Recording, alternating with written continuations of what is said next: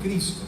No hay nada, pues que la sangre de Cristo nos ha limpiado de todo pecado, nos ha dado el Espíritu Santo a nosotros, somos la habitación del Espíritu Santo, nos ha dejado su santa palabra como que fuese el mapa de nuestra vida. Nos ha dado una iglesia donde congregarnos, hermanos con quien orar, líderes que nos enseñen, líderes que nos adiestren, que oren por nosotros, que nos instruyan de tal manera que nosotros deberíamos, la vida del cristiano debería de ser siempre hacia arriba.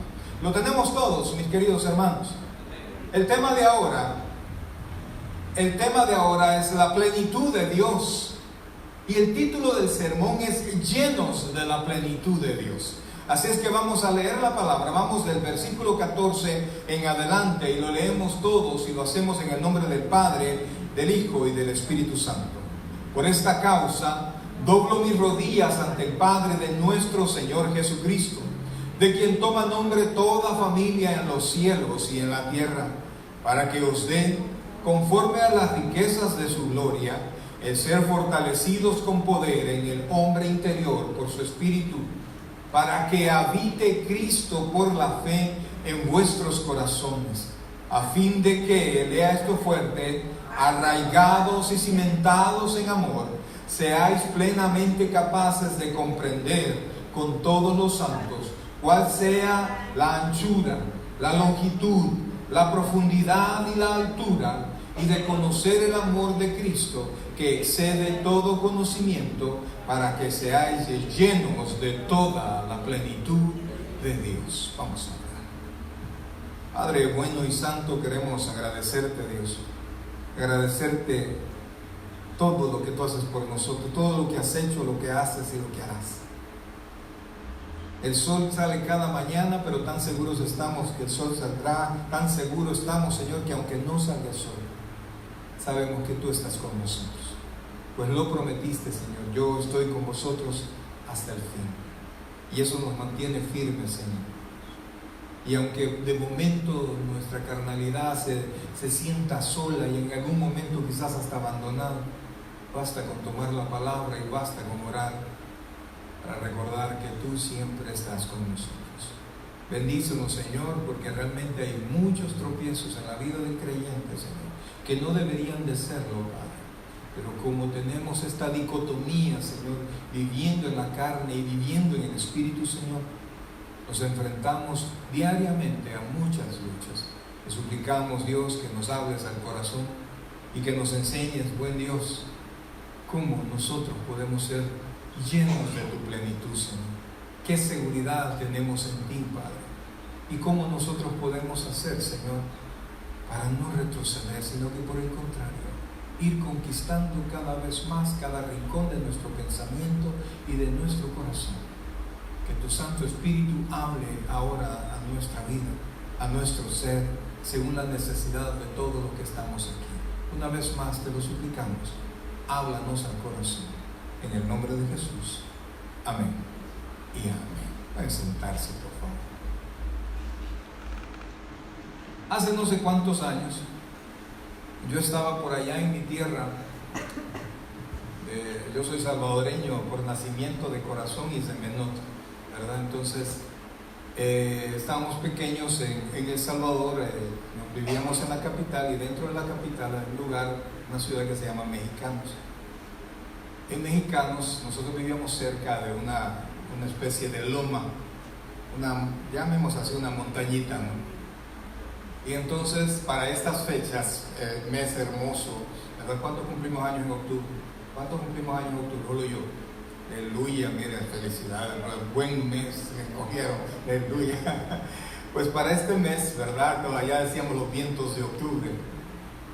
Pues todos nos íbamos a esas lomas, y cada quien con su piscucha, con su cometa, no sé cómo usted lo conocerá.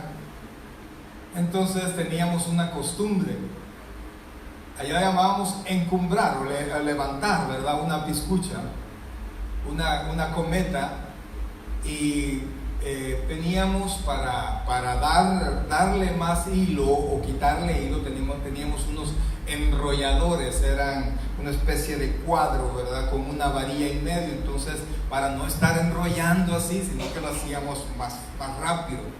Y entonces había una costumbre, enredábamos las piscuchas en los cometas en el aire, pues los enredábamos y a eso le llamábamos echarle cola. Y entonces el que se traía primero las dos piscuchas se quedaba con las dos piscuchas y el otro solo se quedaba, me quitaron la piscucha, pero era algo, llamémoslo así, permitido, era algo legal, ¿verdad? Había un choque en el aire y el que se las trajera era de él.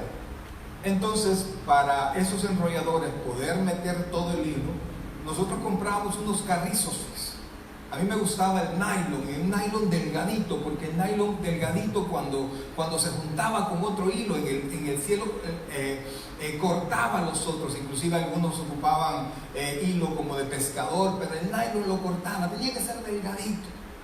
Y entonces comprábamos los bollos, los carretes grandotes de hilo, y todo ese hilo había que pasarlo al enrollador. Se puede imaginar, no sé ni qué distancia tenía, qué tan largo era. Y entonces lo que hacíamos es que amarrábamos una punta al enrollador, nos doblábamos así, cruzábamos la pierna y el hilo estaba en medio de la pierna y comenzamos y el rollo allí y aquí enrollando.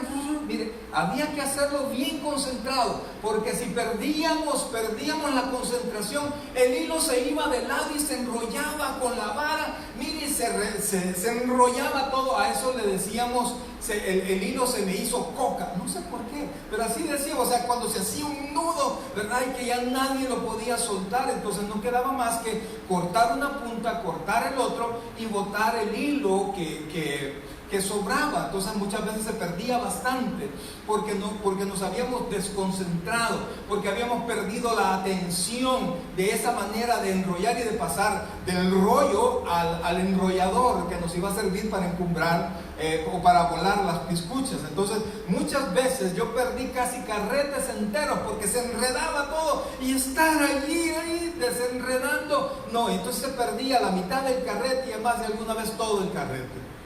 ¿Por qué les cuento esto, amados hermanos? Por lo que les dije al principio. Se supone que la vida del cristiano o la vida de toda persona en esta tierra debería ser fácil, con orientación.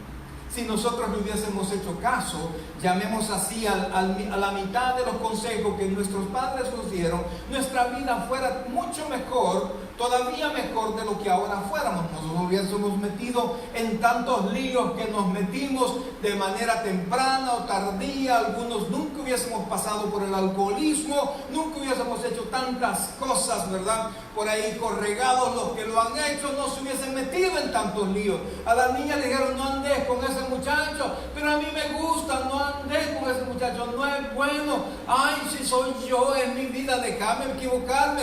Allá a los 3 años y se ven las niñas de 18, 19 años como que tienen 35, ¿verdad? Porque les ha pasado una aplanadora encima con la mala vida que les dio esta persona que les dijeron: no te cases con él. Y es que es lógico, amado. Miren, si niñas, si solo ustedes lo ven precioso y toda la gente le dice no, algo pasa, ¿verdad?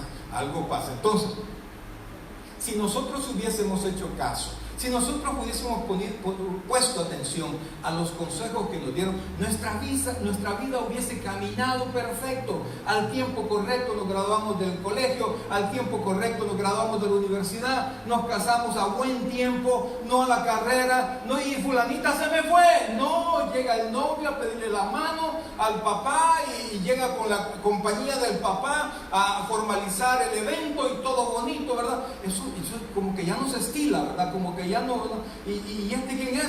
Es mi novio. ¿Y desde cuándo? Hace 5 años y ya estoy embarazada. Dios mío, ¿verdad? Una vida tan alocada, tan desordenada, tan desatendida, tan lejos de lo que debe de ser. Y no hablo por los muchachos de este tiempo, sino que hablo de la historia de la mayoría de nosotros, que nos desorientamos.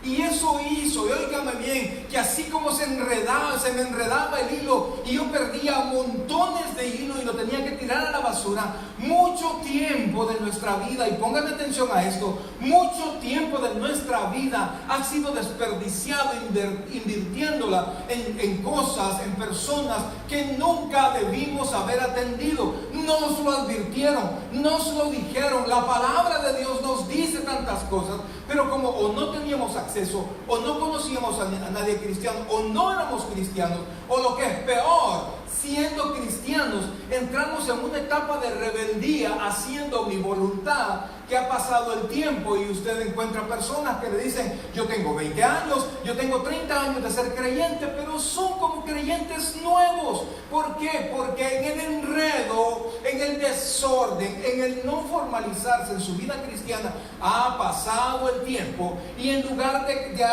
enraizarse y de cimentarse en el Señor y en el conocimiento de la palabra, han perdido el tiempo. Han venido, vienen, se van. Hay cristianos que son cíclicos, en cada cierto tiempo vienen. Entonces, y de repente uno aprende a conocerlo, ya le va a tocar, ya va a saber, ya se va a ir, y de repente desaparecen.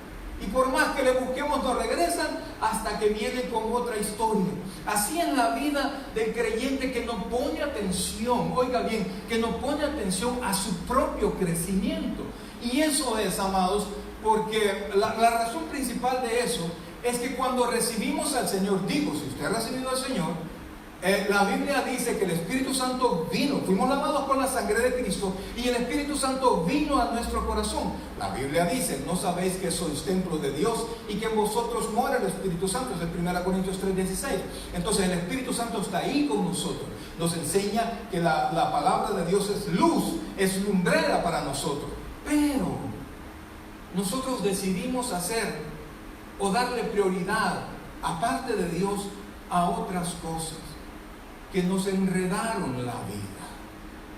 Y el no poner a Dios en primer lugar, óigame bien, no hablo de que a la iglesia usted la va a poner en primer lugar, no, hablo de Dios en primer lugar. El no poner a Dios en primer lugar hace que amemos las cosas de esta tierra. La idolatría, mi querido hermano, no es más que adorar o afanarse por las cosas creadas y no por el Creador. ¿Se entiende eso? Adorar, amar las cosas creadas y no amar al Creador. Eso es. Ya conoce usted que para este servidor, en especial para este servidor, la manera como nosotros tenemos que priorizar nuestra vida o los valores que nosotros tenemos, lo primero es Dios. Lo segundo que le he dicho que es, iglesia, la familia. Óigame bien, Dios. Segundo, la familia. Tercero, ¿qué es? El trabajo. No es la iglesia, es el trabajo, porque nosotros no le vamos a dar de comer. Dios, la familia, el trabajo. Después del trabajo está la iglesia, porque la iglesia no es el Señor, es el cuerpo de Cristo, somos nosotros. Entonces, ¿por qué la familia es primero? Es nuestro primer ministerio. ¿Por qué el trabajo es segundo? Porque es la manera como yo le doy de comer a la familia. ¿Sí? ¿Se entiende eso? Amados hermanos, y por eso cuando nosotros desordenamos ese, valga la redundancia, orden, nosotros amamos y priorizamos muchísimas cosas que no nos van a dar la vida que Dios dice que nos va a dar. Cuando dice que cuando nosotros, que Él ha venido para que tengamos vida y vida en abundancia, no se refiere a esta vida material que usted tiene, porque usted ya está vivo. Habla de la vida espiritual y de la riqueza de la vida espiritual que nos orienta a tener una vida mejor, a sacarle el jugo a esta vida que nosotros tenemos, a gozarnos mejor y saber que en el cielo tenemos algo mejor. Entonces, el cristiano se desorienta, se enreda y pierde mucho tiempo de su existencia. Y entonces cuando viene a la casa del Señor y nosotros ya hemos sido criados, venimos con costumbres, tenemos nuestro carácter, nuestro temperamento ya que ha sido formado con el ir y venir de la vida, con las bendiciones y con las decepciones, ¿verdad? Nosotros hemos sido forjados. Hay personas que ustedes ven el rostro molestos y a todo contestan enojados, ¿verdad? Y usted cuesta sacarles una sonrisa. ¿Por qué? Porque han sufrido mucho, amados. Usted tiene que comprenderlos, han sufrido. Quizás la manera como han enfrentado la vida, la manera como los ha tratado la vida y cómo han salido adelante no les permite gozarse de una manera tan fácil como podría ser para otra persona. Entonces venimos nosotros a la iglesia con nuestra vida supuestamente ordenada a nuestro estilo. Y cuando venimos a la iglesia y comenzamos a darnos cuenta que la Biblia nos enseña diferentes cosas y diferentes apreciaciones a las que ya teníamos. Por ejemplo, nosotros, algunos que son algo selectivos con sus amistades, algunos que no le hablan a cualquiera, que no tomen en cuenta a cualquiera, y de repente vienen a la iglesia y nos dicen que nosotros tenemos que amar a nuestro prójimo, y que amar a nuestro prójimo implica, oiga esto, aceptarlo tal como ellos son. Eso es amarle.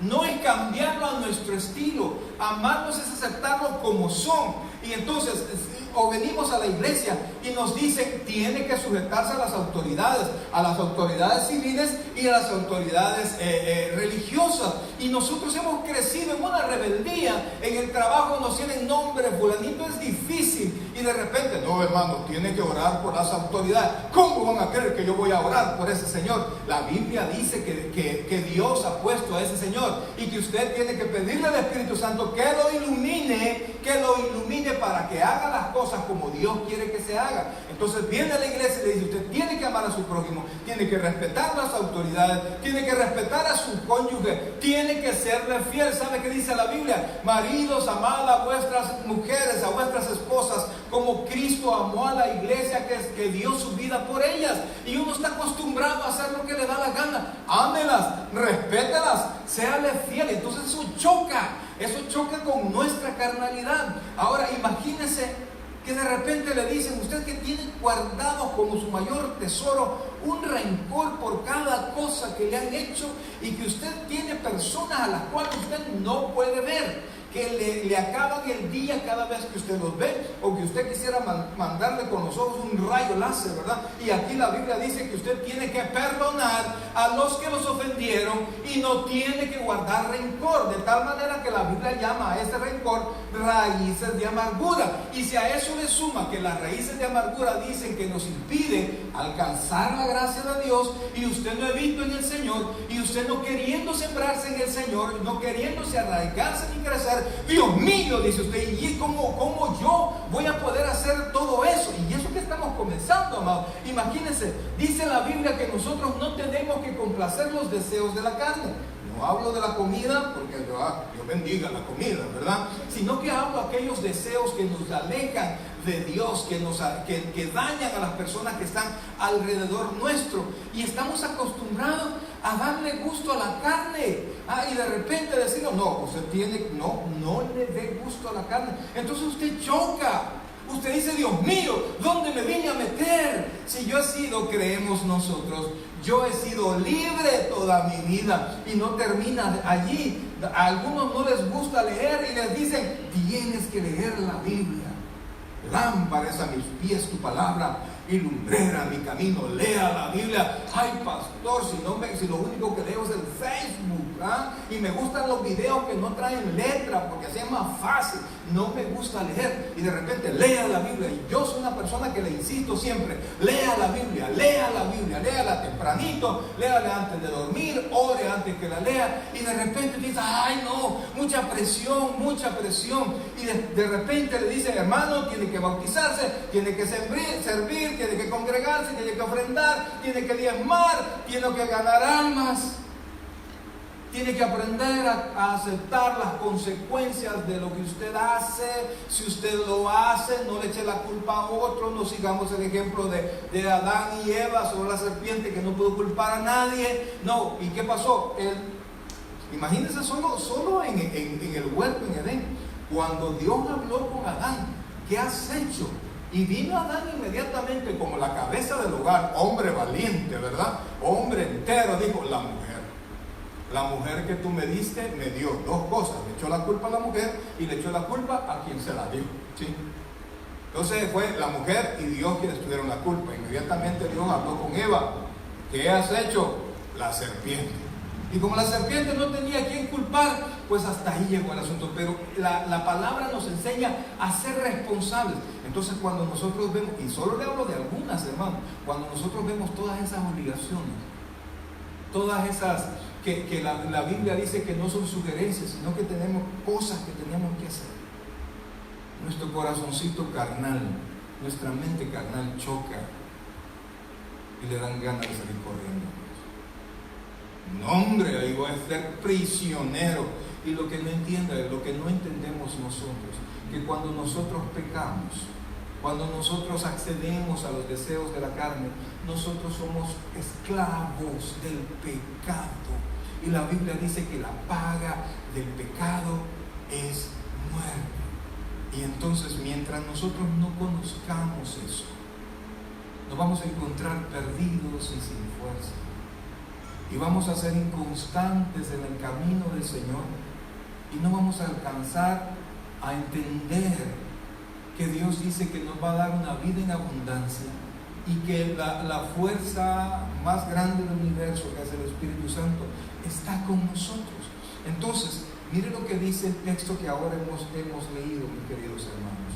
Es el versículo 14 en adelante. Y en esa medida, y yo quisiera que usted se pusiese a pensar cuántas veces usted ha entrado a la iglesia y cuánto tiempo usted permanece. No hablo de un servicio, sino que hablo de años, de la perseverancia que hemos tenido en la casa de Dios. Y si usted se ha salido de la casa de Dios, piense por qué se ha salido. Razones siempre hay. Entonces dice, vea lo que dice el versículo 14. ¿Lo tenemos ahí? Por esta causa doblo mis rodillas ante el Padre de nuestro Señor Jesucristo, de quien toma nombre toda familia en los cielos y en la tierra. El capítulo 2 y 3 habla de la salvación, habla de la gracia, habla del poder de Dios para salvarnos y del Espíritu Santo que está depositado en nosotros. Entonces dice Pablo, en razón a que tenemos todo eso, dice Pablo, doblo mis rodillas. En otras palabras, busca a Dios en oración. ¿Por qué? ¿Cuál es el deseo de Pablo? Dice la Biblia, doblo mis rodillas ante el Padre, y dice el versículo 15, de quien toma nombre toda familia en los cielos y en la tierra. Es decir, busco a Dios que tiene la autoridad máxima y que de Él depende toda autoridad. ¿Para qué? ¿Para qué doblo mis rodillas? Vea este versículo 16. Para que os dé, para que les entregue, para que nos entregue, para que haga en nosotros conforme a la riqueza de su gloria. Mire qué es lo que quiere Pablo para nosotros: el ser fortalecidos con poder en el hombre interior por su espíritu. El aceptar todas las cosas que acabamos de estar hablando, el tener de una vida carnal a una vida cristiana, no es algo que nosotros vamos a hacer por la fuerza.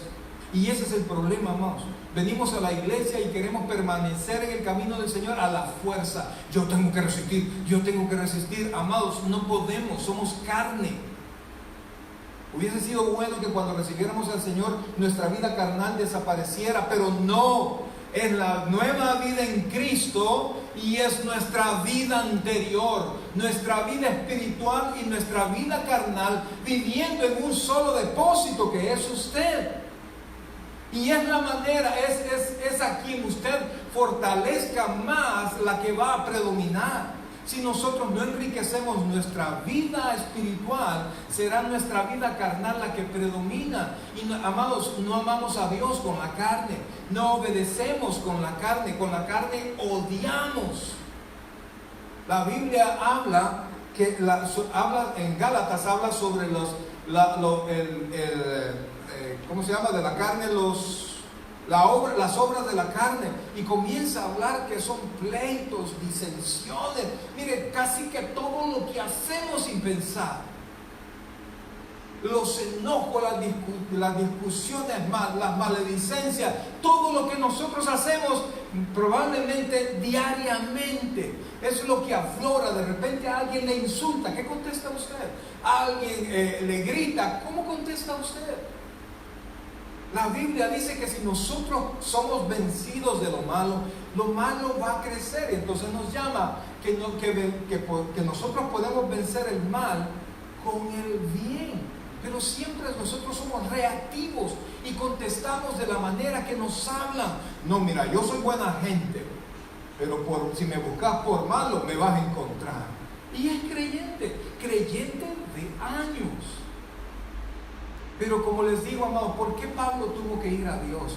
¿Y por qué no fue una recomendación que le dio la iglesia, sino que es una oración que levanta a Dios? Porque eso no se consigue en la carne. Eso no se hace con las fuerzas carnales. No es algo que nosotros vamos a conquistar, sino que es una fuerza que Dios nos va a dar. ¿Y dónde? En la carne. No, dice, en nuestro hombre interior. Cuando nuestro hombre interior tome fuerza, miren lo que dice. Dice, versículo 16, para que os dé, conforme a las riquezas de su gloria, el ser que dice ahí, fortalecidos con poder en el hombre interior por su espíritu. Y entonces, al ser fortalecido el hombre interior, mire lo que dice el versículo 17, para que habite Cristo por la fe en vuestros corazones. En otras palabras, el apóstol Pablo lo dice también. Dice, con Cristo estoy juntamente crucificado, y ya no vivo yo, mas vive Cristo en mí. ¿Se ha dado cuenta que de repente van 3 personas a la sala donde está el televisor? ¿Y qué es lo que salen? Van las 3 personas a ver televisión. ¿Qué es lo que salen corriendo a agarrar? Entre los muchachos, cuando ellos van a ver algo, todos salen corriendo a buscar el ¿qué? El control, ¿verdad? Porque el control tiene el control. Enciende, cambia y pone lo que quiera.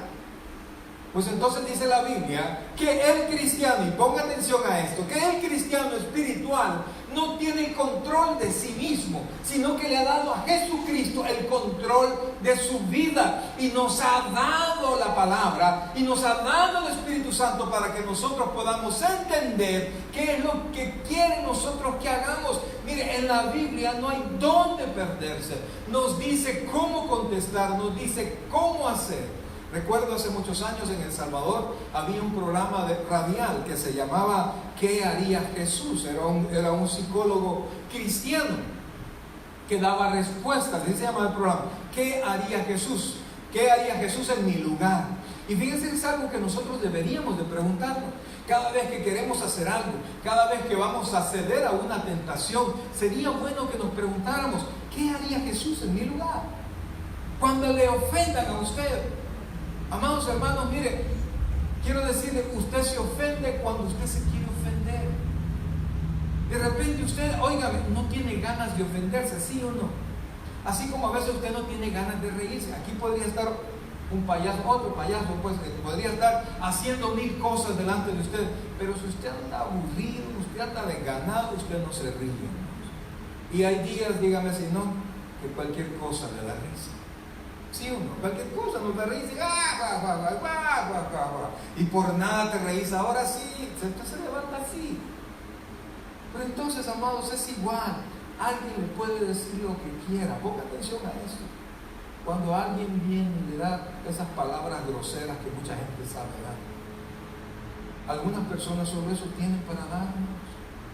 Ahora yo le pregunto a usted, si de repente su vecino le tocara la puerta y le trajera el cajón, el depósito de basura, no sé qué color será en su casa, pero en mi casa es café, y se lo trajera y lo pusiera enfrente de su casa, vecino, le traigo un regalo, y usted abre la puerta y ve el barril café, ¿usted qué hace? ¿Qué haría? ¿Se lo sentaría? ¿Lo tomaría? Ay, gracias vecino, usted es muy amable. No, el cajón no, solo la basura, se lo voy a entregar. Gracias vecino, ¿usted lo haría? Pues cuando usted contesta una ofensa, usted está agarrando la basura del que se la trae. ¿Por qué la agarramos? ¿Por qué? A veces no tenemos nivel en el entierro y alguien está discutiendo. Bueno, y nos metemos en el pleito. Dice la Biblia que meterse en pleito ajeno sin razón es como agarrar el perro por las orejas. Mire, agarra el perro por la oreja, va a ver de qué lado lo muerde, de este lado o del otro lado. Fácil.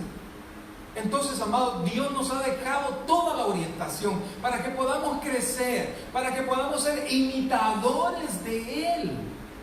Pero como decidimos darle fuerza a la carne, contestamos, hacemos, cedemos a las invitaciones que no debemos de ir. Sabemos que somos débiles en ciertos aspectos y vamos, amados. Mire, hermano, creo que ya les contaba, yo era alcohólico. Trabajaba ahí en El Salvador en el Ministerio de Hacienda, exactamente en impuestos internos. Y cada fin de año hacían una fiesta, hacían 2 fiestas al año.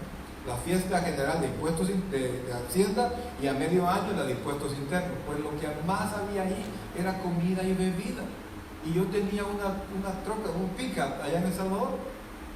Era un color bien discreto, anaranjado encendido, vamos. Y entonces llegábamos y mire, como yo jugaba en el equipo, tenía cierto cuello con algunos, ¿verdad? Y cuando terminaba, siempre sobraba bebida. ¿Sabe qué hacía yo? Me daban a mí 2 barriles de cerveza, 2 selladitos, vaya, lléveselo. Y agarraba los barriles, los ponían en la cama del vehículo y mire, y detrás de mí como 10 carros, hermano, ¿no? Llenos de compañeros.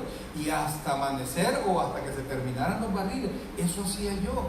Llegó un día, me convertí al Evangelio, pasé todavía el primer año haciendo lo mismo, porque yo quise hacer, yo recibí al Señor y mi vida cambió por completo. No, por un año fui el mismito sin vergüenza, el mismo, solo que un poquito más solapado, un poquito más escondido.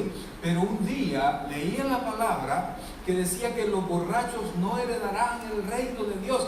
Eso fue un golpe a mi corazón. Le pedí perdón al Señor y le dije, Señor, si tú me ayudas, yo te prometo nunca más volver a tomar. Pero ¿qué hice, amados? Cambié un montón de amistades. Miren, hermanos, en mi trabajo yo era el que hacía, el que ordenaba las reuniones. A todos les decía, de tipo martes, vaya, vamos a ir a tal lugar, la cuesta tanto el descorche y hay boquitas de esto y esto, nos toca tanto a cada uno, me lo mandan por favor. Y se lo mandaban, a Mario le mandaban todo, y llegaban los mensajeros y me llevaban los sobres, vaya, fulano, mengano, y ahí la gran lista. Así que cuando llegaba el viernes a las 4 de la tarde, todos salíamos, nos íbamos al lugar, o llegaban ahí, sabían que todo estaba perfectamente ordenado. Y llegó un viernes donde dieron las 4 de la tarde y todo ese montón de borrachos se quedaron sin fiesta porque el borracho titular había salido huyendo. El borracho que ordenaba toda la fiesta había salido corriendo. Y entonces yo había hecho un trato con Dios. Señor, yo te prometo, si tú me ayudas, nunca jamás volver a tomar. Y mire, un montón de teléfonos que yo rompí, gracias a Dios no eran como los teléfonos de ahora, ¿verdad? Ahí usted rompía la tarjeta y se acabó, ¿verdad? Ya no había tales. Y entonces, amados, comencé yo a dar pasos de cambio. Pero yo le pedí a Dios todos los días, Señor, fortaléceme, Señor, ayúdame, Señor, quítame este ingrato que no me esté llamando, porque pues sí, la carne es débil, ¿verdad? O el dicho aquel, el niño llorón y la enfermera que lo pellizca. Entonces, mire, fue una lucha, ¿no? Pero ¿qué hice yo? Yo sentía que había ofendido a Dios, que yo había estado engañado, y entonces comencé a dar pasos de cambio y Dios fortaleció todo lo que yo hice hasta la fecha. Tengo más de 20 años de no tomar, amados, y por la misericordia de Dios, por la ayuda de Dios. Pero Dios nos ordena cambiar, nos ordena que nuestra vida le honre a Él, y Pablo dice aquí que nosotros debemos de orar. Para mí fue el alcoholismo. Uy, no, yo nunca he tomado, pero ¿cuál es su problema? ¿Cuál es su problema? ¿Qué son las cosas que yo no puedo controlar? ¿Qué será? Usted piense, porque cada uno es diferente. Lo que puede ser tentación para mí no lo será para usted. Por ejemplo, toda mi vida me intentaron que yo fumara. Una vez agarré un cigarro, fumé y dije, esta tontera no me gusta, la tiré al suelo. Y jamás, y fumaba enfrente de mí, me caía mal. Tuve una mi novia que le dije, mira, si querés andar conmigo, deja de fumar. Y dejó de fumar la ingrata. Y entonces, así fue. Nunca fue un problema para mí el cigarro. Ahora, ¿para qué es para usted? ¿Usted qué cree? Que porque nadie lo sabe, Dios no lo sabe. Dios lo sabe. Entonces, su familia, por ejemplo, algunos el problema es el carácter, hermanos. No tratamos a veces bien a la familia. Nos venimos cansados del trabajo, llegamos cansados a la casa, y con quien nos desquitamos se supone que son las personas por las cuales nosotros salimos a trabajar. Y cuando llegamos a la casa cansadísimo, mira, por favor, cállate que vengo de trabajar, quiero descansar. Y ahí mandamos a los muchachos que se vayan a encerrar, les damos la computadora, les damos la tablet, o qué sé yo, el teléfono, déjame en paz. Andan a pasear el perro, ¿verdad? Para eso les compramos perros, para que nos dejen en paz. Y después nos molestamos cuando los muchachos tienen diferentes amistades y diferentes costumbres que nosotros no les hemos enseñado. Entonces la Biblia dice ahora que si usted está pasando por algún problema, usted tiene un familiar con algún problema, tiene que hacer lo que Pablo hizo. ¿Qué hizo Pablo? Dobló rodillas, le pidió al Señor que ayudara, que fortaleciera a la iglesia, que nos fortaleciera a nosotros. Y la fórmula siempre es la misma, no es con su fuerza, es con la fuerza de Dios. Y sigue diciendo el versículo, dice, para que os dé, versículo 16, conforme a las riquezas de su gloria, el ser fortalecidos con poder en el hombre interior por su espíritu, para que habite Cristo por la fe en vuestros corazones, a fin de que, oiga esto por favor, y esto es súper importante, y esto es básico, para que arraigados y cimentados, ¿en qué dice ahí? Mire hermano, usted puede tener una maceta en el pasillo de su casa si quiere, pero la maceta nunca se va a arraigar al piso, nunca. Y cualquier cosa la va a mover, cualquier cosa. Mira, pasado para allá, ahí va para allá. Mira, ya no me gusta, llévatela para allá. Regalemos la maceta y la planta que tiene ahí. Mire, visitamos una oficina, tienen un arbolito así de limón, no se le ven las hojas por la cantidad de limones que tiene. Mire, yo solo me le quedaba viendo porque de ver tan lleno esa cosita tan pequeña, ¿verdad? Y mire, y puedo agarrar unos limones, sin vergüenza, ¿verdad? Primera vez que puedo agarrar unos limoncitos, sí, agarre, para nosotros es adorno, agarre si quiere. Ya no me dieron ganas, ya no, qué vergüenza. Pero ¿qué pasaba? De repente volvimos a llegar, ya no estaba. ¿Qué pasó? La regalamos. ¿Por qué no me la regalaron a mí? Que yo, ¿verdad? ¿Por qué fue tan fácil moverla? ¿Por qué? No estaba cimentada, no estaba arraigada, no estaba arraigada. Y la Biblia dice que usted tiene que cimentarse, tiene que arraigarse. No hay manera de que usted dé frutos buenos y permanentes. No hay manera de que sus hijos vean de usted buenas costumbres. Estaba leyendo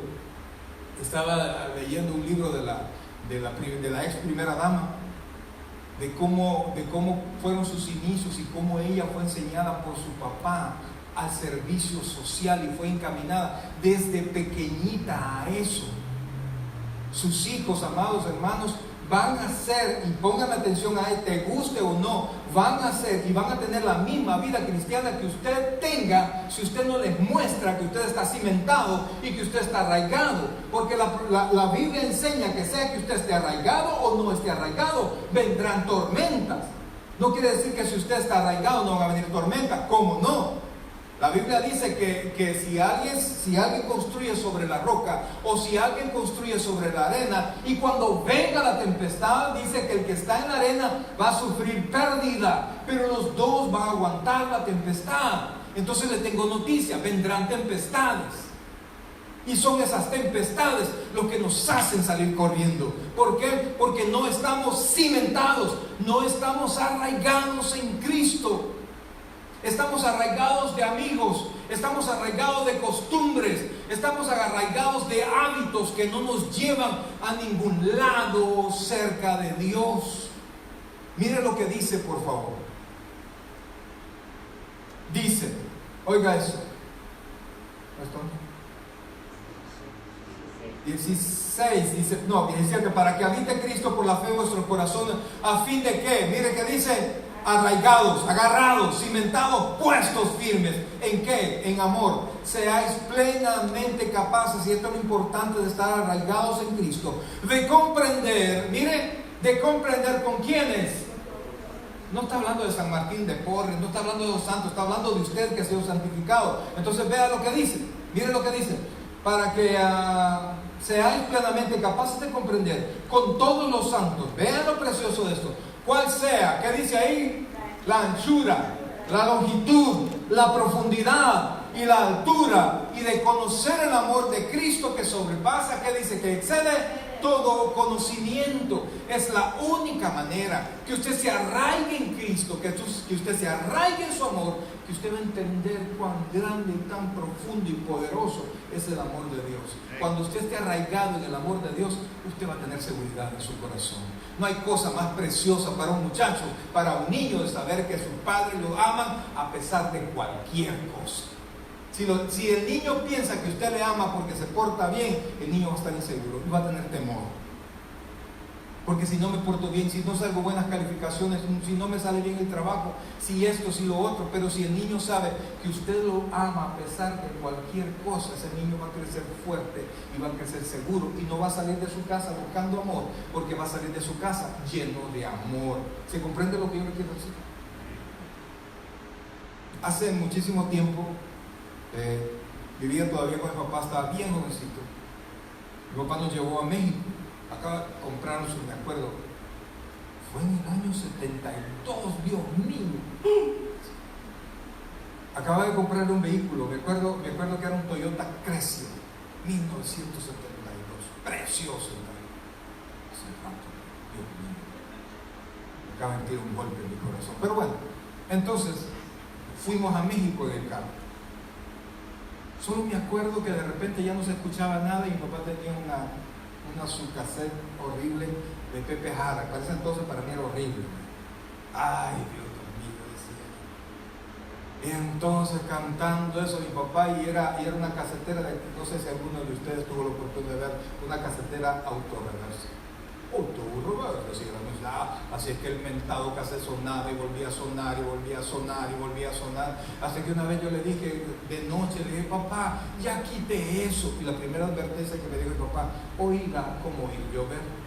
Yo no la entendí. Allá quizás a la media hora, papá, quite eso, ya no aguanto eso. Ya te dije que la oíla como oír llover. A la tercera vez, no papá, ya me aburrí. Mire, mi papá, su carro de lujo nuevito, se detuvo. Y en aquella oscuridad me dice, bájate. No, está bueno, póngalo. Bájate, me dijo, bájate. No, me va a pegar. No te va a pegar, bájate. Y entonces me bajé del carro. ¿No te gusta? No, es que no me gusta, que aburrido. Ok, pum, cerró la puerta del carro y yo afuera. ¿Y qué va a hacer? ¿No te gusta?